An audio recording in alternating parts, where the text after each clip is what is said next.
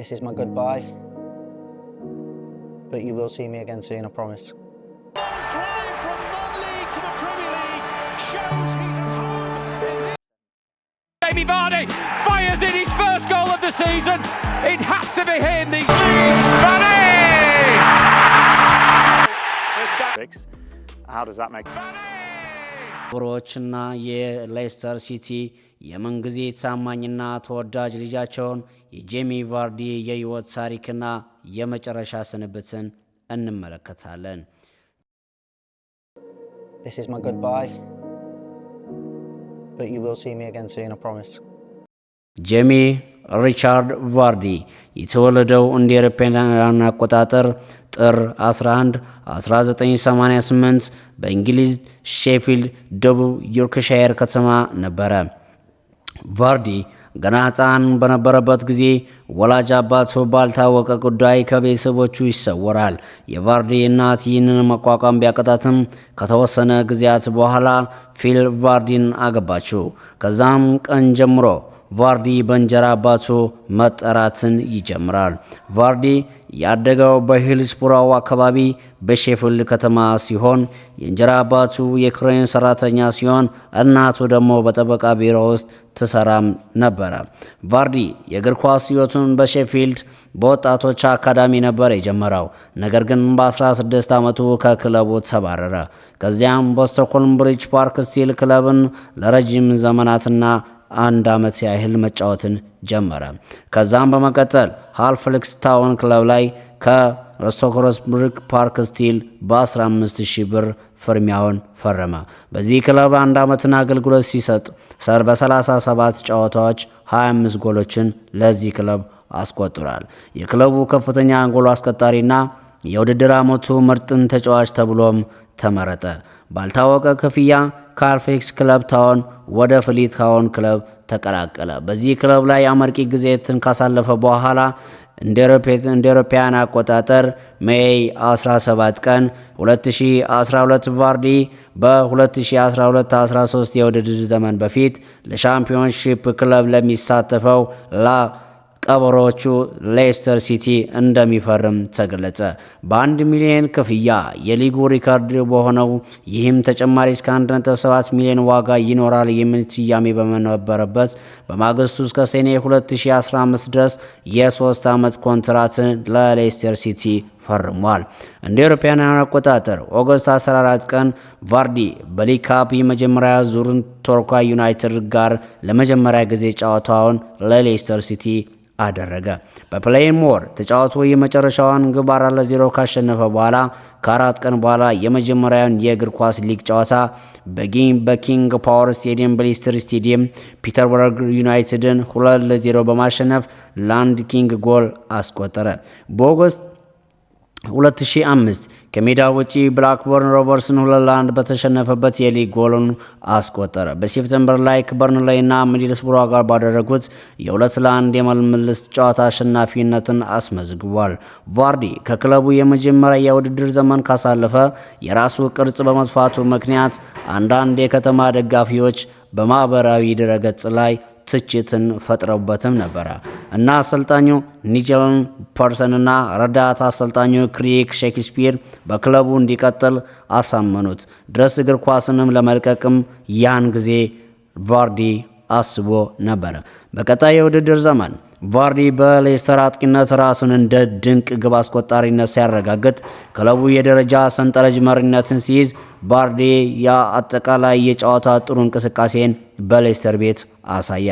ሌስተር በጥር 10 ቀን 2014 ከፍተኛ ደርቢ ካውንቲን 4-1 በማሸነፍ ቫርጂን ጎል አስቆጠረ። የፍጹም ቅጣት ምትንም ጎል እንዲሁ አስቆጠረ።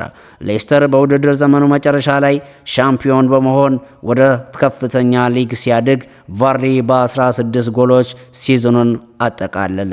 ይሄ በክለቡ ሽልማት የሌስተር ተጫዋች የወቅቱ ምርጥ ተጫዋች በመባል ተመረጠ። እንደ አውሮፓውያን አቆጣጠር ነሐሴ 19 ቀን 2004 ቫርዲ ኮንትራቱን እስከ 2000 ክረምት ድረስ በሌስተር ቤት አራዘመ። በውድድር ዘመኑ የመጀመሪያዎቹን 2 ጨዋታ በጉዳት ካመለጠ በኋላ በሰኔ ኦገስት ላይ 2014 የፕሪሚየር ሊግ ጨዋታውን አድርጎ በአርሰናል ቤት አንድ አቻ ውጤት ሁለተኛ አጋማሽ ተተካ። በሴፕቴምበር 2021 ቀን ቫርዲ የመጀመሪያውን የፕሪሚየር ሊግ ጎል በማስቆጠር የተቀሩትን 4 ዓመታቶችን በማዘጋጀት የጨዋታው ድንቅ የሆነውን ሌስተር ሲቲን በማንቸስተር ሲቲ ዩናይትድ 3-1 በማሸነፍ 5-3 በሆነ ውጤት አሸንፏል። በአፕሪል 11 2015 ቫርዲ ሌስተር ከሜዳ ውጪ ዌስት ብሮሚች አልቢዮንን 3-2 ሲያሸንፍ የ90ኛ ደቂቃ መሸነፊያ ጎልንም በሌስተር ሲቲ ቤት ታሪክ አስቆጠረ። በአፕሪል 25 ከበርንሌ ጋር ባደረጉት ጨዋታ የማሸነፊያን ጎል ጨምሮ በቀሪ አፕሪል ሙሉ ቫርዲ የፕሪሚየር ሊጉ የወሩ ምርጥ ተጫዋች ተብሎ ተመረጠ። ቫርዲ በሌስተር ሲቲ በአፕሪል 4 ጀምሮ 22 ነጥቦችን በመሰብሰብ የ2014-15 ሲዝኑ በአስተማማኝ 14ኛ ደረጃን አጠናቀቀ። ቫርዲ 2015-16 የውድድር ዘመን መክፈቻ ጎል በማስቆጠር የመጀመሪያውን ሌስተር በሜዳው ሰንደርላንድን ነሐሴ ቀን 8 2015 አሸነፈ። በሴፕቴምበር 26 በሌስተር 5-2 በአርሰናል ከተሸነፈበት 2 ግቦች ቫርዲ በውድድር ዓመቱ 7 የሊግ ጎሎችን በማስቆጠር ያለፈ ዓመቱን አስቆጣሪነቱን ጎል ጨምሯል። ኦክቶበር 24 ክሪስታል ፓላስን በሜዳው ያሸነፈበት ብቸኛ ጎል ያስቆጠረው 7ኛ ተከታታይ የፕሪሚየር ሊግ ጨዋታን በሊግ የውድድር ዘመን 10ኛ ጎሉን ለሌስተር ሲቲ አስቆጠረ። ቫርዲ በኦክቶበር 30 በተከታታይ በ8ኛው የሊግ ጨዋታ ላይ ጎል ያስቆጠረ ሲሆን በፕሪሚየር ሊግ ከሩድ ቫን ኒስተልሮይ 2 ጊዜ እንዲሁም ዳንኤል ስተሬጅ በመቀጠል ዌስት ብሮሚች አልቢዮንን 3-2 በማሸነፍ 3ኛ ተጫዋች ሆኗል። ከሳምንት በኋላ ዋትፎርድን 2-1 በማሸነፍ ፍጹም ቅጣት ምትን በማስቆጠር በ9 ተከታታይ ግጥሚያዎች ጎል በማስቆጠር ቫን ኒስተልሮይ የፕሪሚየር ሊግን 10 ሪካርድን ቀጥሏል። ቫን ኒስተልሮይ 10 ግጥሚያዎች ላይ በ2002-2003 ሲዝን መጨረሻና በ2003-2004 የውድድር ዘመን መጀመሪያ ስለነበረው ቫን የፕሪሚየር ሊግ በአንድ የውድድር ዘመን በ9 ተከታታይ ጨዋታዎች ጎል በማስቆጠር የመጀመሪያ ተጫዋች ሆኗል። ለጥሩ አቋሙ ጉዞ የቫርዲ ጥቅም 2015 የፕሪሚየር ሊጉ የወሩ ምርጥ ተጫዋችን ነበረ። ከግብ ጠባቂው ቲም ፍሎውስ ከ2000 ከገባ በኋላ የመጀመሪያው የሌስተር ሲቲ ተጫዋችም በመሆን አሳልፈዋል። እንደ አውሮፓውያን አቆጣጠር ህዳር 21 ቫርዲ ከኒውካስትል 3-2 በሆነ ውጤት በተሸነፈው የቫን ኒስተልሮይ ተከታታይ የፕሪሚየር ሊግ ጨዋታ በጎል አስመዝግቧል። ከሳምንት በኋላ ማንቸስተር ዩናይትድን ሲገጥም በድጋሚ ጎል በማስቆጠር ሪካርዱን ለራሱ ወስዷል። የስዋንሲ ሲቲን 3-0 ሲያሸንፍ ጎል ሲያስቆጥር የሩጫው የውድድር ወር በታህሳስ 5 ተናቀቀ። ይህም ቢያደርግም ኖሮ በ1931-32 የውድድር ዘመን በጂንድን ሼፊልድ ዩናይትድ ያስመዘገበውን የእንግሊዝ ከፍተኛ ሪካርድ እኩል በሆነ ነበረ። ሆኖም ውጤቱ ሌስተርን የደረጃ ሰንጠረዥን መሪ አድርጎታል። ጎሎችን ማስቆጠር መቻሉን ተከትሎ ቫርዲ በድጋሚ የኖቬምበር ወር የእንግሊዝ ፕሪሚየር ሊግ ምርጥ ተጫዋች ተብሎ ተመረጠ።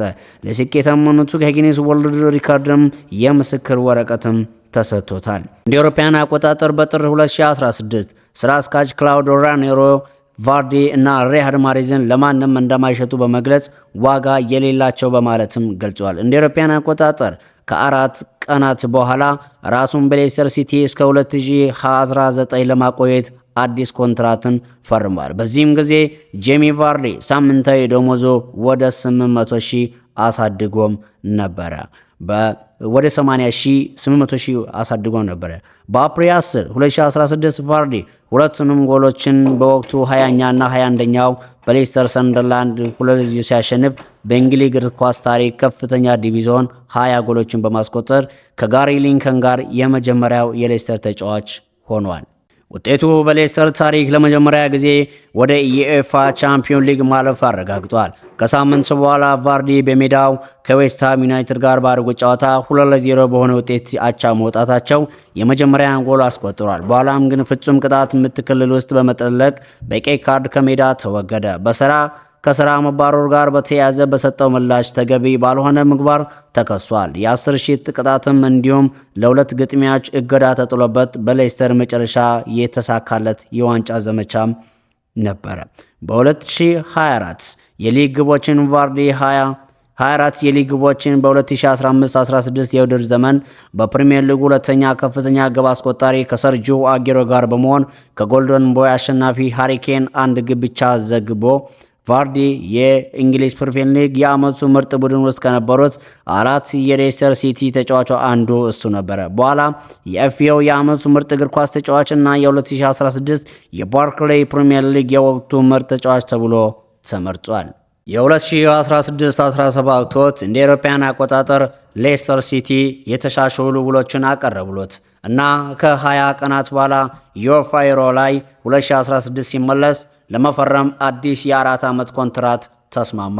ቫርዲ የአርሰናል ጥያቄን ውድቅ አድርጎ ምክንያቱም አርሰናል በተለምዶው ቦታ እንደሚጫወት ቃል ስላልገባለትና በሁለቱ ክለብ ታክቲካዊ መካከል ባለ ልዩነት ምክንያት አርሴን ቬንገር ኳስን በመያዝና ሌስተር በመልሶ በማጥቃት ይጫወቱ ስለነበረ ውድቅ አደረገ።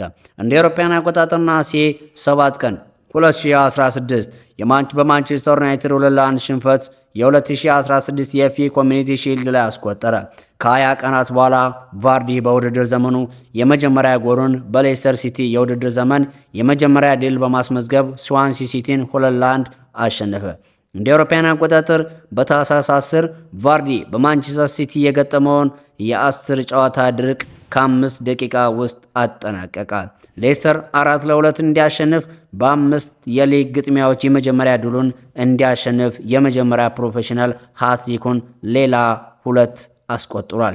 ከሳምንት በኋላ በስቶክ ሲቲ 2-2 በሆነ አቻ ውጤት በሚያሚ ሩቤን ራዲፍ በላይ ባደረጉት ጨዋታ የመጀመሪያ አጋማሽ በቀይ ካርድ ከሜዳ ተሰናብቶ ወጥቷል። ሌስተር በቀሩት የ3 ጨዋታዎች ላይም እገዳ ላይ ይገባኝም አቅርቧል። ቫርዲ የመጀመሪያ ቻምፒዮን ሊግንም በፌብሩዋሪ 22 2017 ከሜዳ ውጪ በሲቪያ የመጀመሪያ ዙር ጨዋታ 2-1 ሽንፈትን አስተናግዷል። 2017-19 ቫርዲ የ2017-18 የውድድር ዘመን መፈሻ ቀን ከሜዳ ውጪ አርሰናልና 4-3 በተሸነፈበት ጨዋታ 2 ግቦችን ከመረብ በማሳረፍ 6ኛ የውድድር ዘመኑን ጀምሯል። በጥቅምት 16 ቫርዲ ለክለቡ 200ኛ ጨዋታዋን ያደረገበት ከዌስት ብሮምዊች አልቢዮን ጋር አንድ አቻ ውጤት ተለያይቶ ነበረ። ከ2 ሳምንት በኋላ በሌስተር አሰልጣኝነት ክላውዲዮ ፒኦል የመጀመሪያ ጨዋታ ኤቨርተንን 2-0 ያሸነፈበት የመክፈቻ ጎል አስቆጠረ። በ23 ዲሰምበር 2017 ቫርዲ ማንቸስተር ዩናይትድ ጋር 2 አቻ በውጤት 50ኛውን ጨዋታ አጠናቋል። ቫርዲ በእግር ኳስ ሕይወቱ ብዙ መሰናክሎችን ያሳለፈ ከፋብሪካ ሰራተኝነት እስከ ታላቅ እግር ኳስ ተጫዋችነት ከድህነት እስከ ትልቅ ማማ የደረሰበት እንዲሁም ለቀበሮቹ 496 ጨዋታዎችን በማድረግ 198 ጎሎችን ያስቆጠረበት እንዲሁም ለናሽናል ቲም 26 ጨዋታዎችን አድርጎ 7 ጎሎችን ያስቆጠረበት ነው። ቫርዲ ሚስቱ ሪብቃ በምትባል እንግሊዛዊት ጋዜጠኝነት ሙያ የምትሰማራ ከሷ 3 ልጆችን የወለዱ ሲሆን የ2 ልጆች አባትና የወንድ ልጅ አባት ነው። እንግዲህ ክቡራን አድማጮቻችን ለሌስተር ሲቲ 13 ዓመትን የታማኝነት ጉዞን የቆየው ጄሚ ቫርዲ በ2024-25 የመሰናበቻው ቀን እንደሆነ በቅርቡ ኦፊሻል አድርጓል። የመከራን ወይም ደግሞ ትዕግስትን የሌለው ከእግር ኳስ ውጪ በመጠጥ እንዲሁም በተለያዩ ነገሮች ላይ በታማኝነት ደጋፊዎች ሲተች የነበረው ራሱን ዝቅ ብሎ በማጎልበስ እስከ ናሽናል ቲም ከብረት ሰራተኝነት ከፋብሪካ ሰራተኝነት እስከ ራሱን እስከ ትልቅ የፕሪሚየር ሊግ ተጫዋች እንዲሁም የታላቁ እንግሊዝ ናሽናል ቲም እግር ኳስ ተጫዋችነት ድረስ ራሱን ያበለጸገው የጄሚ ቫርዲና የሌስተር ሲቲ ታሪክ ማብቂያው ላይ ደርሰዋል። እነሆ ክቡራን አድማጮቻችን ይህ የአርጂና ስፖርት ቻናል ነው። ሰው ቻናሉን ሰብስክራይብ በማድረግ ትኩስና ፈጣን ስፖርታዊ መረጃዎችን እያገኙ በሌላ ፕሮግራም እስከምንገናኝ በያላችሁበት ሰላማችሁ ይብዛ። በቀጣይ በተለያዩ የእግር ኳስ ተጫዋቾች እንገናኛለን። በያላችሁበት ሰላማችሁ ይብዛ።